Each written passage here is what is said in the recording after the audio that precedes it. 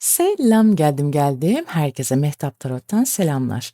Anlık enerjilere bakalım isterseniz neler var neler yok. Belki sizin cephenizde, belki de karşı tarafta değişen bazı enerjiler olmuş olabilir. Tarot kartları bize nasıl bir rehberlik yapacağız bunlara bakacağız. Çayınız kahveniz hazırsa başlıyoruz hanımlar beyler. Kolektifin en büyük hayrına ama senin adına niyet alıyorum. Sana zamansız bir zamana niyet ederek rehberlik etmeye niyet ediyorum. Kolektif bir açılım olduğundan %100 sana uyumlanacak diye bir durum yok. Uyanları sevgiyle al, uymayanları da evrene sevgiyle iade et lütfen.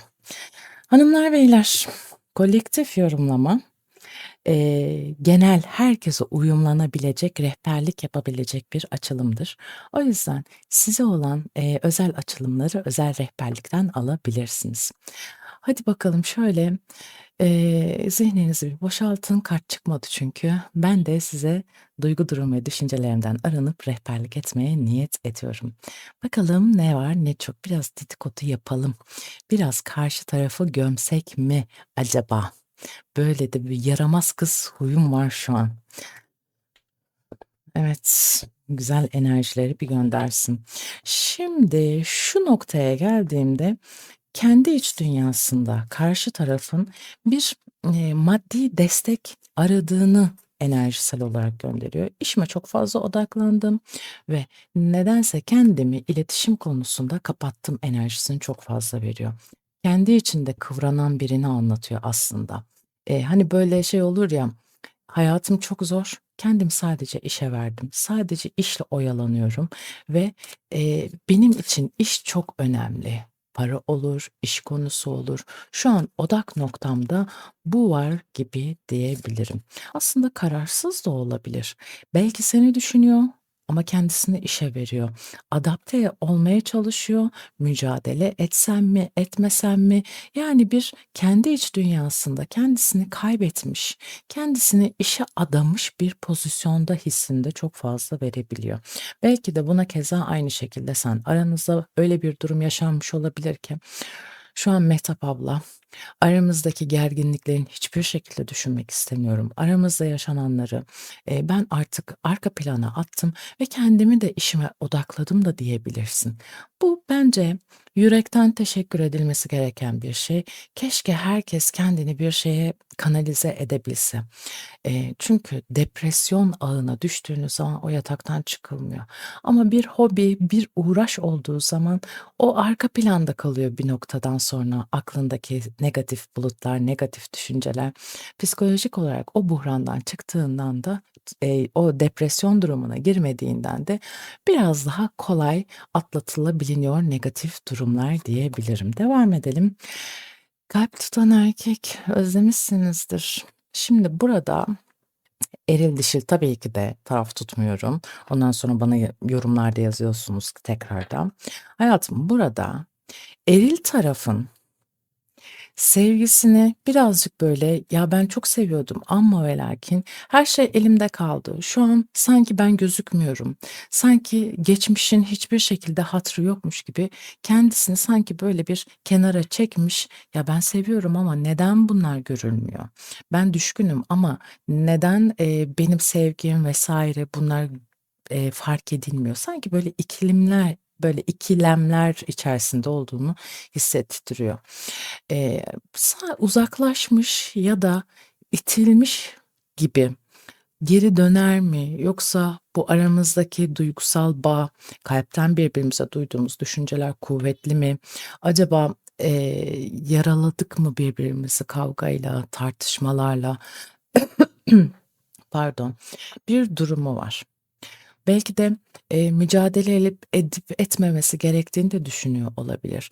İlişki onun şu an, ana merkezinde, aklında, fikrinde olduğunu söyleyebilirim. Keza aynı şekilde sen de olabilirsin. Yani burada eril tarafın düşüncelerinden bahsediyorum şu an ve kendisi bir tartıyor sanki, Z raporu alıyor. Sahip çıksam mı, çıkmasam mı? Çünkü,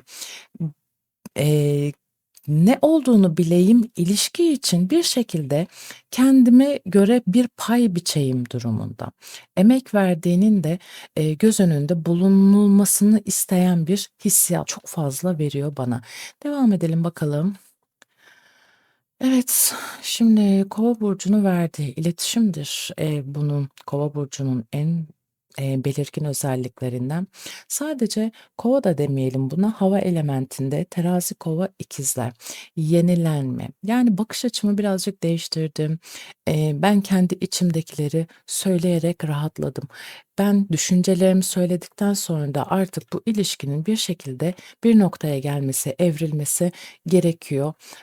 Tamam mı, devam mı? Bunları anlamamız gerekiyor hissiyatını çok fazla veriyor açıkçası. Devam edelim bakalım hissiyatta ne verecek? Sanki bir bilinmeyen bir alan var, bir yön var. O da, kendisini böyle, nasıl diyeyim, tazelemeye çalışıyor, yenilemeye çalışıyor ve düşüncesel olarak da artık ben yenileniyorum. Mücadelemi kendi içimde verdim. Belki aranızda bir mesafe vardı, görüşmediğiniz bir zaman kaybı vardı. Dolayısıyla bu ilişki için, hissiyat olarak mücadele versem mi vermesem mi bunu analiz etmeye çalışıyor uzaktan uzağa diyebilirim hayatım. Ve şu an ben bu kartı beklemiyordum işin açıkçası. Bazı şeyler ortaya çıkmış demek ki. Bunun sebebinde yatan arketip bir yalan. Yalan bir maskeyle gelir. Yalan güveni sarsar. Yalan bütün her şeyi yakar gider. Şimdi bu alanda dişil mi yalan söyledi, eril mi yalan söyledi? Bana onu söyleyin bakayım. Tabii ki de bu, yalan durumu olunca kim kalmak istemez? Dişil taraf kalmak istemez. Çünkü eril taraf ya da tam tersi de olabilir. Yani ben birazcık, eee, nasıl diyeyim, baştan pazarlıklı gibi konuşuyorum anladığım kadarıyla ama zorlanmış bir durum olduğunu düşünün burada. Yalan söylemek zorunda kalmış ve, onu arka plana itmiş sizi, yani o şekilde söyleyeyim. Bu durumun içerisinde de kıvrım kıvrım kıvranan birisi var. Yani taraflardan bir tanesi sensen bu durumun, tabii ki de öylesin. Büyük resme baktığımızda, güzelliği seçemiyor olabilirsin. Çünkü burada bir yalan kartı var. Bu ilişkiyi her zaman baltalayan, her zaman en acılı tarafa gönderen ve beraberliği artık, kötü bir hatıraya geçiren durum da var. Ama karşı tarafta görüyoruz ki ya da karşı taraf değil, aynı şekilde belki de sensin, işte, eril. Kendini uyana al lütfen. Zaten kalbinin ucu yanık kalp tutan erkekte. O yüzden ne kadar mağdur, ne kadar üzgün olduğunu kenarıya çekilmiş. Ben bunu yaşamak zorunda mıydım? Böyle bir şey yaşadım ama elde avuçta şu an hiçbir şekilde yok ve ben şu an bunları arka plana atmak zorundayım dediği bir durum olabilir. Eğer kolektifin diğer bir yarısına gelirsek ki kolektifi bu alanda bozmak istemiyorum. Eee, Aşk üçgeni ya da yasak aşk durumu da olabilir ve bundan dolayı da yalan söyleme durumu da olabilir. Kolektif bir açılım olduğu için 2 versiyonu söylemek zorundayım. Uyanı kendinize alınız. Yasak aşk durumu eğer ilişkide yakalandıysa ki, dişil taraf tarafındansa eğer, yani, emm, aldatan taraf, yalan söyleyen, yakalanan taraf, ilişki şu an durağan bir enerjiye geçmiş ve 2 taraf da sessizliğe bürünmek zorunda diyebilirim hayatım. Dediğim gibi anlık enerjilere bakıyoruz. Devam edelim. Neler var? Soru sormuyoruz. Akıştan neler geliyor, neleri bilmemiz gerekiyor? Biz kendimizi açtık. Mesajlar, tarot kartları vasıtasıyla gelsin. Bu süreç içerisinde bir de şey durumuna bakmak istiyorum. Enerjisel olarak Kova enerjisine baktığımda şimdi burada bir kısıtlama vardır zaten. Burada bir disiplin almak, yani disipline etmek zorunda olduğun bir alan vardır. O yüzden de bir sınır, bir daraltma, yani Satürn enerjisi gibi düşün bunu. Eee, Yani ben unuttum, arkamda bırakıp da ilerlemek istiyorum artık diyen de bir dişil olabilir burada. Ama değer mi değmez mi düşüncesini çok fazla hesap kitap yapıyorsan eğer devam ediyoruz. Kartlar ne rehberlik yapacak hayatım? Kılıç şövalyesi tatlım. Tatlım bu çok şeydir. Ani değişiklik yaşattırır insana kılıç şövalyesi. Bir kenarda da paralı askerlik ya da işte askerliğe giden bir durumdan bahseder. Çok hırslanıldığı artık sanki bir şeyleri ben ispat etmek istiyorum. Geri kazansam mı ya da bitecek mi, bitsin mi? Bunun analizini yapmaya çok çalışıyor. Yani sanki böyle kapısında yıllar mı eskitecek ya da uzaktan mı bakacak? Bunu ilerleyen süreçlerde belli edeceğini söyleyebilirim kaygı durumu. Birazcık da devam etmek istiyorum. Diğer kartları da almak istiyorum. İki tarafında kaygı durumu var. Birbirinizi çok düşünüyor olabilirsiniz. Sınırları aşırı derecede aşmış olabilirsiniz. Hani böyle bir sinirliyken konuşulacak sözler vardır, bir de çok kızgınken söylenen sözler vardır. Bazıları affedilmez. İşte bundan dolayı iki taraf bir değer yargısına, kalıbına takılmış. Belki gurur, belki onur. Tabii ki de burada bir yalan varsa işte onurun, gururun kırıldığı alanda böyle bir şey. Bu kapıdan geçmeli mi, geçmemeli mi?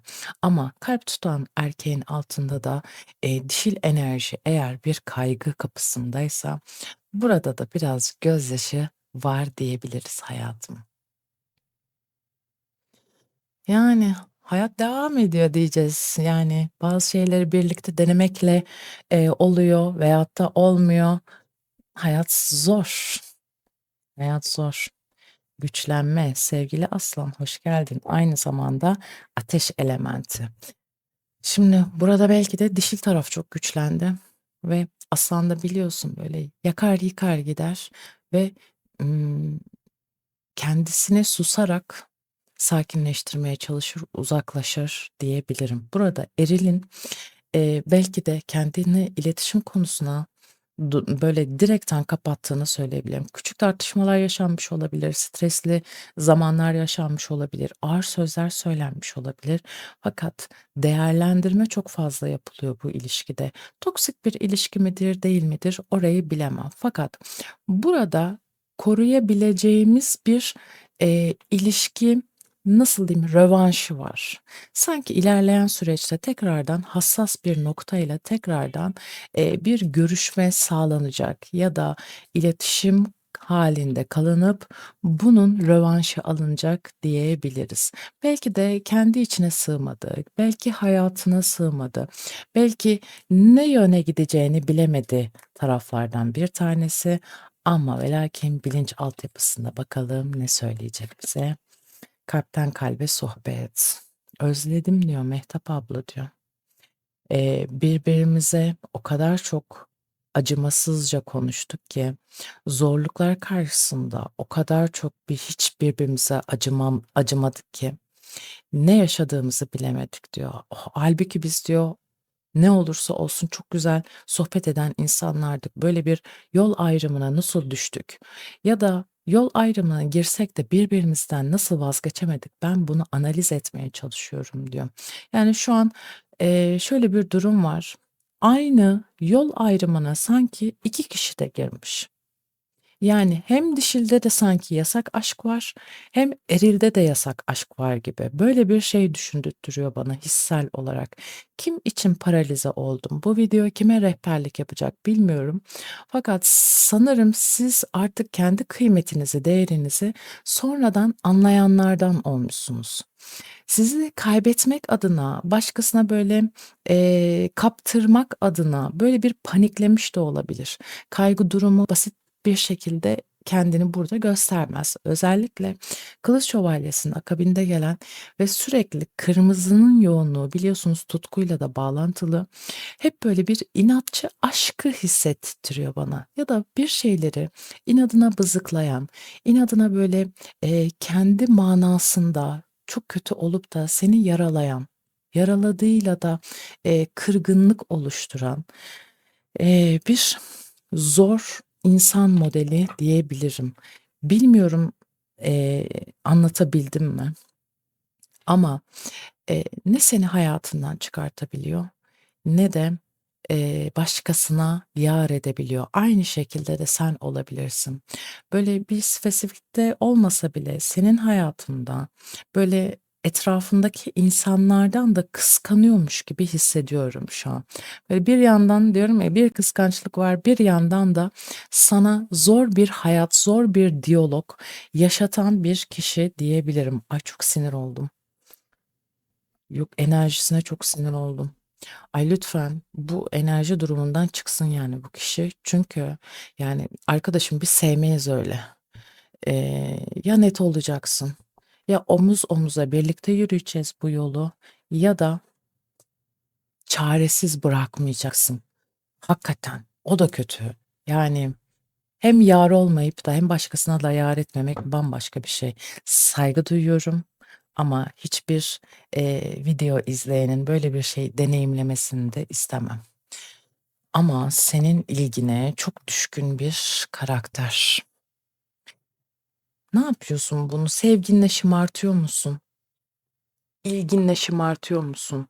Yani senin hayatında lidermiş, idealist bir karaktermiş gibi mi hissettiriyorsun bu kişiye?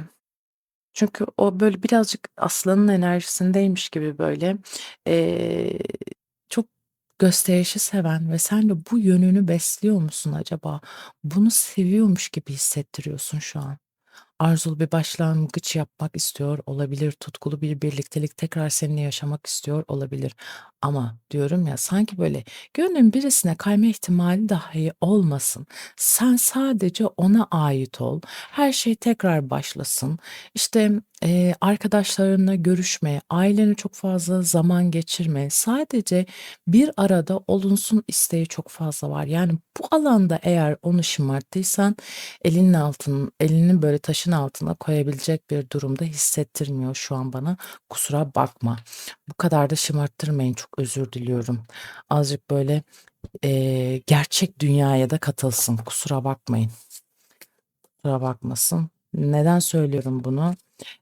Bir erkek sorumluluk alıyorsa ve ilişkideki yerini biliyorsa, ilişki çok güzel olur. Ama ben böyle komutan olayım, ben lider olayım, sadece benim sözlerim geçsin, benim dediğim zaman da görüşürüz, ben eğer uygun değilsem şudur budur. Yani, tek taraflı değil ilişki. O zaman işte alma verme dengesi hep böyle bahsediyorum ya, bunlar tehlikeye girer hayatım. Kendi vizyonunu dile getir ama ve lakin çok da fazla eleştiri kabul etme lütfen. Eylem. Zaten beklediği noktada da bu. Peki. Diğer kartı da alalım. Gizli düşmanlar. Sevgili balık. Yani şimdi gizli düşman dediğin noktada zaten kendi zihninde, kendi kafasında kurduğu şeylerle de çatışıyor olabilir bu kişi.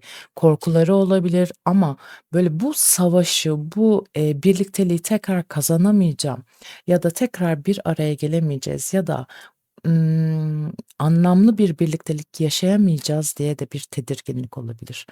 Buna, kendi iç dünyasına nasıl bir cevap veriyor? Kartı alalım. Değerli. Evet.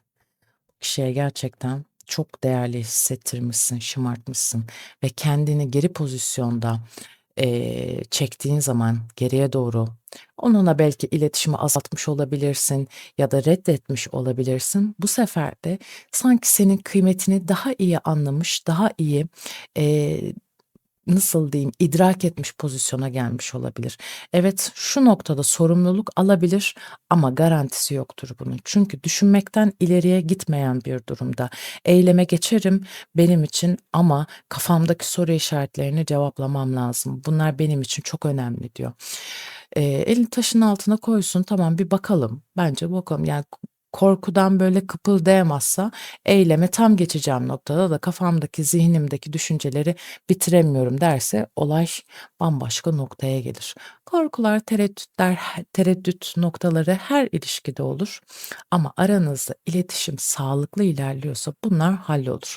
Yani seni sanki böyle zincirlemiş, seni böyle bir noktaya hapsetmiş, o izin verirse güzellikleri yaşayabilirsin. Eğer izin vermezse böyle ayağını pranga vurmuş gibi böyle ne bileyim beklersin 2-3 gün o mesaj atsın da ben de keyifli bir aşk yaşayayım diye. Çünkü gelemiyor, korkularından kımıldayamıyor. Evet tutku var, düşünce var, eyleme geçmek istiyor fakat işte duygusallık durumları, hayal dünyası bambaşka bir durumda ve bundan iç dünyasına kapanıyor. Hani deriz ya kafasında kuruyor, yanlış anlıyor. Kazanabilecek noktada kendisini yine zihninde, blokajlıyor bu kişi ve değerli oluşunu da sonraki süreçlerde idrak edecek diye bir alan veriyor aslına bakarsan. Devam edelim. Neyle alakalı korkuyor? Birazcık da onlara bakmak istiyorum. Kartlara soru sormayacağım. Anlık enerjilerde devam edeceğiz. Fakat bir zincir durumu var. Neden seni bu kadar bağlıyor? Değnek dörtlüsü. Kafasında kurduğu bir şey var bu kişinin. Yani bir uyum, bir kutlama isteği var. Bir senden gördüğü bir destek durumu var. Bu kişinin sizi şöyle söyleyeyim, %100 eminim. Seni özlediğini çok iyi biliyorsun. Ama karşıdaki kişi sanki elim kolum bağlı. Eğer gelebilirsem sana, gelme durumum olabilirse de bambaşka bir pozisyona geçecek aşk durumumuz, ilişki durumumuz. Yani sanki yeni bir aşamaya geçecek gibi diyebilirim. Yani evdeki durumları, ailesel bağları belki bir farklı alanda da bırakıyor olabilir. Bundan sonra rahat hareket edebilir.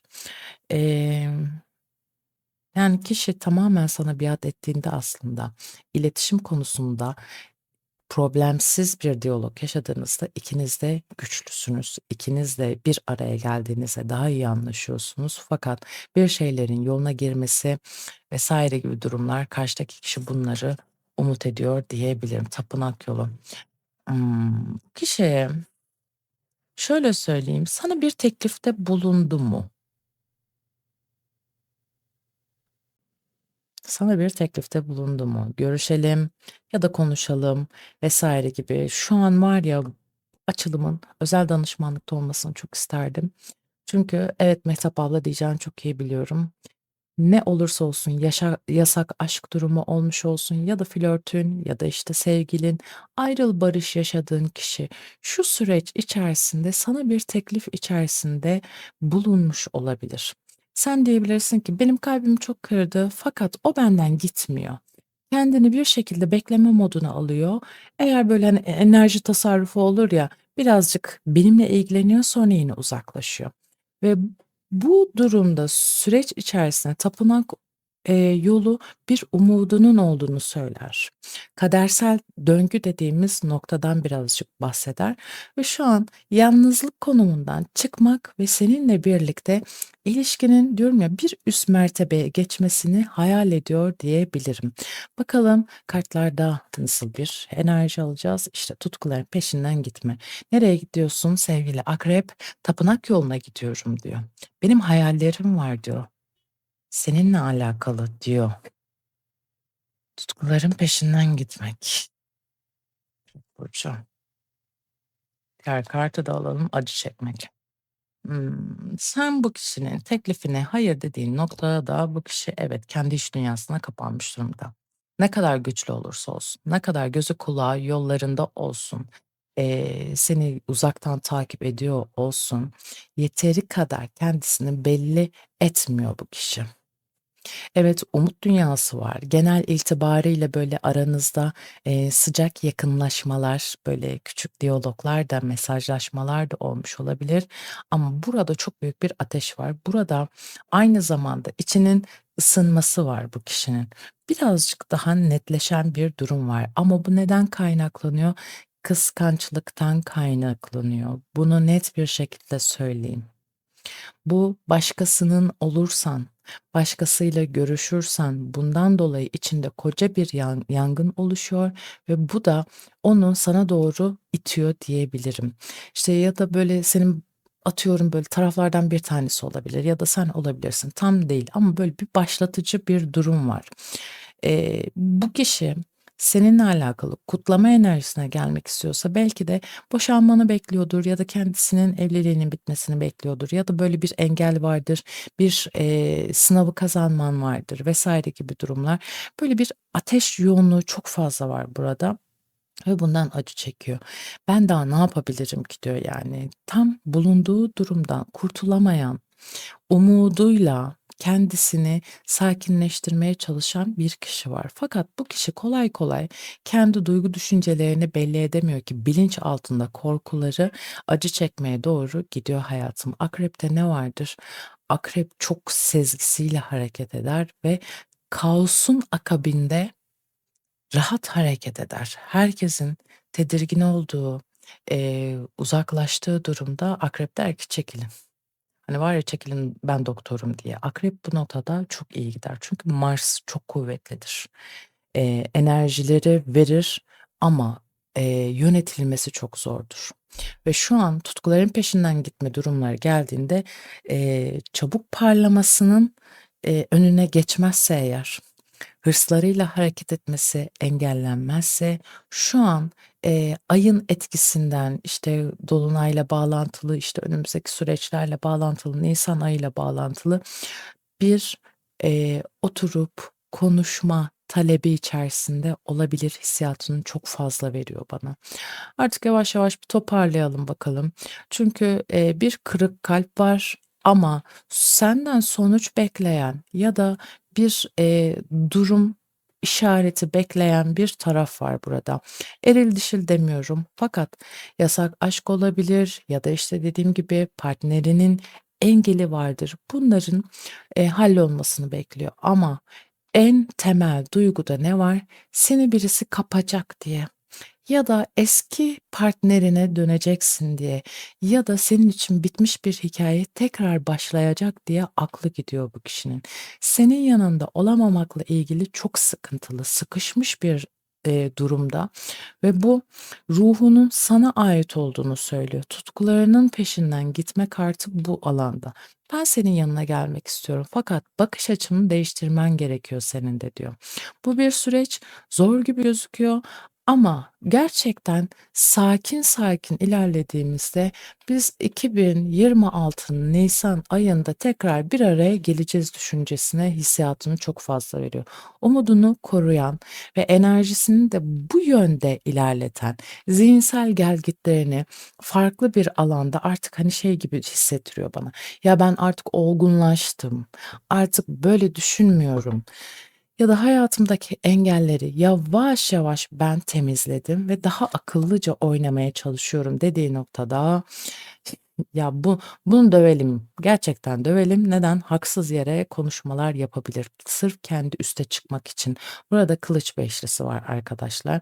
Bu kişiyle alakalı ikazınızı alın. Ben anlatıyorum. Siz, hayatınıza uyanları lütfen alın. Çünkü tarot kartları rehberlik yapar. Evet, seviyorsun, çok güzel de ne bu şimdi kılıç beşlisi? Ne olacak şimdi? Bu alanda demek ki bir aldatma olabilir, bir çatışma, bir ihanet olabilir. Zaten en başında ne verdi? Yalan kartını verdi. Görüyor musun? Tarot kartları nasıl rehberlik yapıyor? Seviyorum, ölüyorum, bitiyorum dediği noktada diyor ki bir saniye. Bir saniye, burada diyor kılıç beşlisi var diyor. Bu alanda aşk üçgeni çok büyük fazla var diyor. Yasak aşk durumu var diyor. Burada saygı, sevgi yok olmuş durumda. İlişki sınavdan geçiyor durumda. Bunlara çok dikkat etmek lazım hayatım. Neden? Çünkü kılıç beşlisi ansızın getiren ani trajik olaylardan bahseder ve egosu çok yüksektir. Ay aman aman, ay aman aman. Bunlarda çok dikkatli olmak lazım. İşte diyoruz ya tarot kartları rehberlik yapsın diye. İşte bu yüzden aracılık yapıyoruz. Ne güzeldi her şey çiçek böcekti değil mi? En son kartı niye böyle bir şey verdi? Pardon sana hediyeyle gelmek istiyordum ama olay bu. Sakın elin kolun bağlı olmasın çiçeğim. Sakın kendin değerliysen, hayatın değerliyse, dolayısıyla bu kişiye bağımlı değilsen ilk önce kendi duygu durum ve düşüncelerini demek ki analiz etmek zorundasın bu alanda. Etap ablacığım benim elim kolum bağlı. Bu adamda bu kadında benim nikahım var. Sıkıştık, çıkamıyoruz da, boşanamıyoruz da, avukat parası şu kadar olmuş, dava masrafları şu kadar olmuş. Yapıştık, o başka bir insanla görüşüyor, ben başka bir insanla görüşüyorum dediğin noktada artık burada devletten bir yardım alırsın tatlım. Büyük konular bunlar. Bunlara benim söyleyebileceğim başka bir şey yok. Ha yok mu? Evet, özel danışmalarda bazen geliyor böyle durumlar. Diyorum ki tatlım, bu beni aşan durumlar. Bu durumu ben bilemem. Şey yapacağım artık, ilişki danışmanlığı sertifikası alacağım diyorum ya, tarotu bakıyoruz bir noktadan sonra, "Mehtap abla ne yapmam lazım sence?" "Tatlım, ben doneleri aktarıyorum sana, kartların rehberliğini yapıyorum, gördüğüm vizyonları sana aktarıyorum, ama bu saatten sonra sen ne karar alırsın bunu ben bilemem." Görüyor musun? Yine kurban psikolojisine eğer ilişkide taraflardan birisi bu duruma gelirse bence sabırlı olmayın. Bir şey diyemeyeceğim. Gene de, hani, şey yapmayayım, al kararsızlık geldi ikizler burcu. Ay, bana şimdi ekstradan bir 2 kart daha aldırtacak tarot kartından kavuşmak. Ay, sen dayanamazsın. Bu çağırdığı zaman gidersin. Çünkü sana böyle sevgiyi, pişmanlığını o kadar güzel sunacak ki bu kişi. Sen de bu kişiyi böyle risk almak, ateşe atmak, kendini böyle reddedemeyeceğin teklifle gelme pozisyonu çok rahat olabilir. Aynı zamanda kafanı o kadar çok karıştırabilir ki potansiyel, durumuyla alakalı. Ben her şeyi bir kenara, rehberlik almak istiyorum. Bekle, bekle, kartlarımı aldım, bekle. Bunun da enerjisini çok güzel temizledik. Çünkü bu kişi üzüyor, tam anlamıyla senin hayatında olmuyor. Fakat attığın adım yanlış mı, doğru mu bunu anlamaya çalışıyorsun hayatım. Bunları, duruma rehberlik etmeye niyet ediyorum. 5 kart alacağım. Bakalım nasıl bir rehberlik yapacak kartlar. Şöyle kendi duygu, durum ve düşüncelerimden arınayım. Kupa üçlüsü, kılıç beşlisi, bak gördün mü? Aynı kart geldi. Ay, kovalayacağım sizi. Tılsım sekizlisi. Peki. Değnek dokuzlusu. Adalet. Hımm. Şimdi her zaman söylüyorum, bir dar alanda seni, huzursuz eden, sabrını zorlayan, seni sınava sokan ilişkilerde ilk önce bir askıya alacaksın. Hemen mesajlara cevap verme, hemen, buluşmaları kabul etme. Zekâ durumu, duygusal zekâ durumu eğer seni zorluyorsa ilk önce hemen bir durdurmanı istiyorum. Çünkü bu alanda rehberlik yapan kartlar diyor ki arkadaş çevrene bir danışman gerekiyor burada. Belki aileyle alakalı. Tamam, biz bunu kutlama, işte, bir birliktelik vesaire gibi diyoruz ama, eee, bu alanda biraz kendini geri çekmen de gerekebilir. Çünkü bu alanda biraz yengecin enerjisi de vardır. Ayın enerjisi kupa üçlüsünde. Merkür yengeçtedir. Bu, dekanlarla bağlantılı bir durumda ve yengeç duygusu, burcu, duygular, aceleci, tez canlı, hareket eden bir durumdur ve birazcık dişi enerjiye sahip bir karttır kupa üçlüsü. Bu nostaljiyi birazcık, hatırlatır. O yüzden söylemek istediğim aslında birazcık böyle, hani, lafı uzattım gibi oluyor ama arkadaşlarınla takıl, duygusal olarak boşluğa düşme. Çünkü, senin neşen seni iyileştiren noktadadır. Karşıdaki kişinin seni ne kadar zorladığını, üzdüğünü unutma. Çünkü bu alanda haksızlık yaşayabileceğinin bir durumu var bu ilişkide. Özetleyelim. Akabinde bir tılsım sekizlimiz var. Burada kariyerine ve, hayatına mücadele ettiğin duruma odaklanman durumunda, ikaz var. Değnek dokuzlusuna geliyorum. Tek tek yorumluyorum. Totalini alacağım birazdan. İnancını kaybetme diyor. Bu ilişki seni çok çıkmaza soktuysa, eee çok, hani, kaba bir tabirle hararet yaptıysa bu ilişki, ilk önce bir askıya al durumu devam ediyor hayatım. Bunlar önemli çünkü artık tecrübe ettiğin noktalar çok fazla var. Farkındaysan uzaktan bir bakıyor. Yani sabır, sınav, yani temkinli davranman gerekiyor. Adalet kartı da boşa gelmez hayatım. Burada düzene sokman gereken bir hayat tarzı olabilir. Ahlaki değerlerle alakalı dikkat etmen gereken durumlar olabilir. Belki duruma adilce davranılması gerektiğinin ikazı da veriyor. Ben şu noktada şöyle söyleyebilirim açıkçası. Bu kişi 2 tane kılıç beşlisi geldiği için söylüyorum ve akabinde adalet kartı geldiği için söylüyorum. Bu kişi bir pişmanlık yaşayacak kıskançlıkla bağlantılı olarak ama ve lakin bu oyuna hemen bir süreçte şu anki enerjilerle hareket ederek hemen olayın içine girmeni istemiyorum. Ben olsam tavsiye olarak böyle söyleyeyim, yatırım tavsiyesi değildir. Onu da, parantez içinde söylüyorum. Fakat karşıdaki kişi ya da, senin hayata bakış tarzın bir yasak aşkı barındırıyorsa bu ilişki tehlikeli bir noktaya gidebilir. Lütfen dikkat et hayatım. Ay zor, zor. Anacığım ilişkiler ne zor. Vallahi zor. Vallahi zor. Bazen mola veriyorum. Açılım, özel danışmanlık bazen almıyorum. Bazen özel danışmanlıktan sonra ağladığım çok oluyor. Kendime gelemediğim zamanlar oluyor. Çünkü, o kadar bazen ağır vizyonlar alıyorum, anlatılanlardan etkileniyorum ki, eee, bazen kendime gelemiyorum hayatım ve insanlar birbirlerine karşı çok güvensizler, haklı olarak. Bunun da, payı çok fazla oluyor ilişkilerinde dengesizlik yaşamalarında.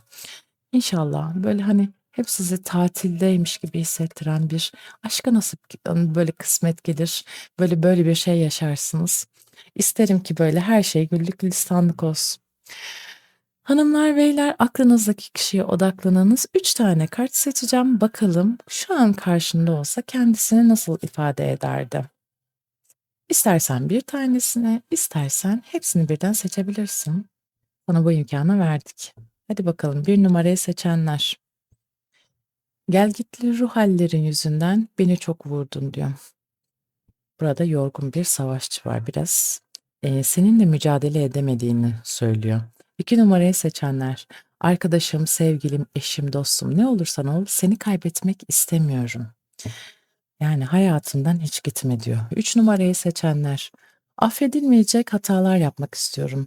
Yeni aşk, iş, eğitim, her şey sıfırdan başlamak. Bu arkadaşı, 2 anlamda yorumlayabiliriz. Acaba seninle mi yapmak istiyor? Yeni aşk dediği, başka birisiyle de yapmak istiyor olabilir. Bu arkadaşa odunla gidelim, tuvalet terliğiyle gidelim, siz beni anladınız ama ve lakin şiddete hayır diyoruz tabii ki de. Canlarım, çiçeklerim, kendinize çok dikkat edin. Bir sonraki videoda görüşmek üzere, hoşça kalın.